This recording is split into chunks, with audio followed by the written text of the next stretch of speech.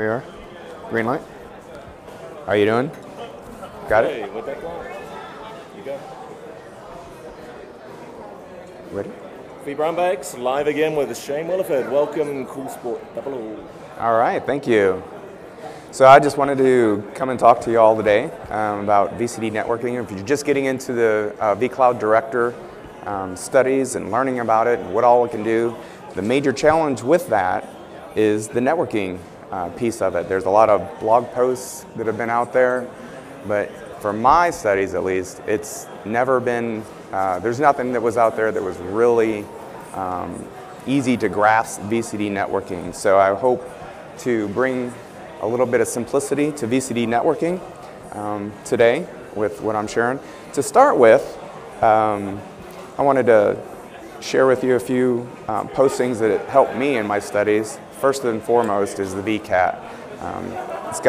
It was rewritten and it's got some great info in there. It's got some good graphics, and I think they clarified it, knowing the issues that were out in the community about VCD networking and the confusion that it brought. Next is Duncan Epping. He actually has a three-part series post of VCD networking that, for me, he dumbed it down really well, and then gave some use case examples of a couple scenarios with VCD network, and then of course the cloud guru out there, Massimo, VCD networking for dummies. So to start with, let's cover the basics and the pieces of VCD network. First is external. I won't go through every definition here, but we'll discuss them a little bit. External is pretty easy. It's basically leaving the cloud organization. It's the networking piece that leaves the cloud organization. For the clients, it's each organization in the cloud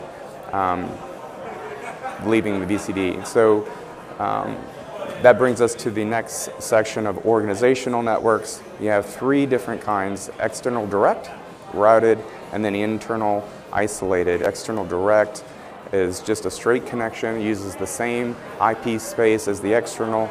The NAT routed has an edge device at the exterior of the org network connecting to the external, and then an internal isolated is just networking for an organization within the organization between vApps and VMs within those vApps.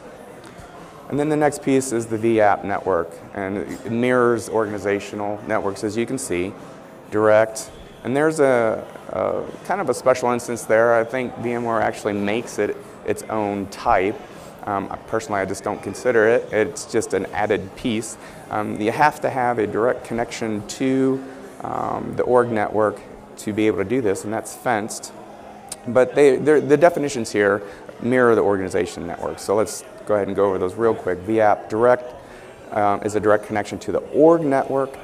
The fenced network is basically an isolated vApp with the same IP addressing. If you have multiple vApps that you're testing with, you can have same IP addressing within multiple vApps. To be able to do that, obviously you would have an IP address conflict. You need to fence those off, and that's what that does. And then you have the same as org network with routed and isolated, routed to the org network, and then isolated VMs within a vApp. Okay, so for me, those weren't too difficult to comprehend. What was kind of difficult to comprehend was the network pools and how that fits into all of this. I've read all the definitions and discussions on it, but I was like, how did this correlate? How do these all interact? And that was my confusion.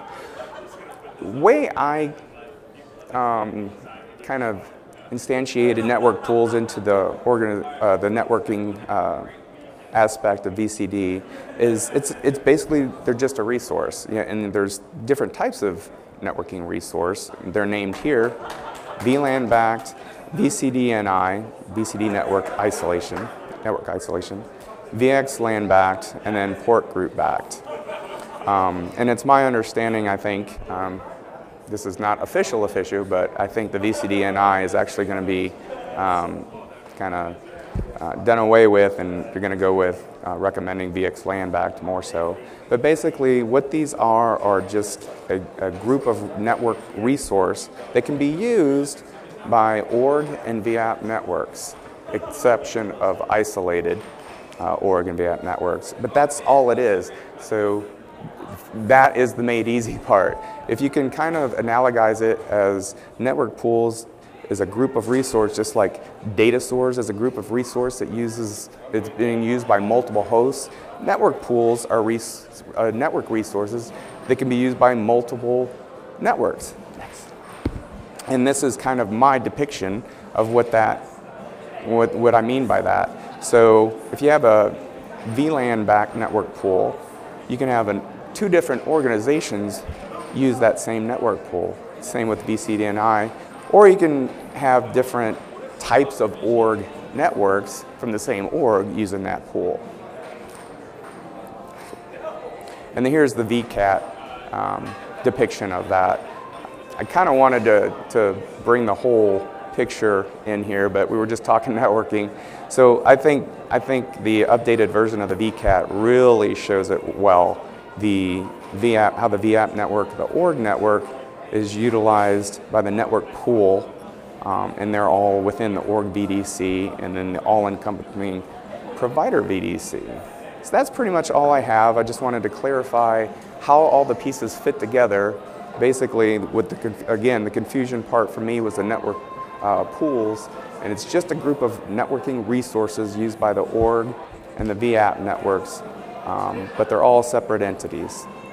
I appreciate it, and if you have some more questions, just ping us on the brown bags and we can share some more info, or of course look at those resources I stated earlier. Well, thanks very much, Shane. It's always good to catch up with you and hear a little more depth and a little discussion of some of this illumination. It's definitely one of the top areas of confusion with vCloud Director, so thanks for helping us out, sir. Thank you.